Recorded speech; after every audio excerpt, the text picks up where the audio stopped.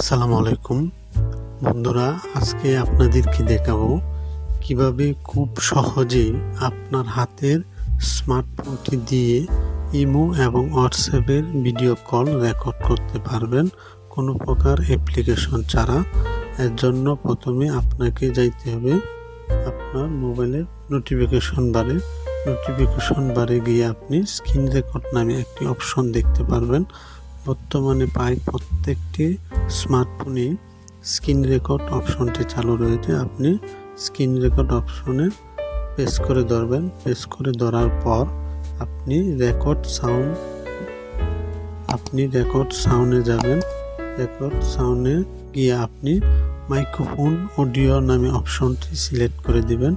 Microphone audio অপশনটি select করার পর আপনার কাজ শেষ। এরপর আপনার কল রেকর্ড করার পালা।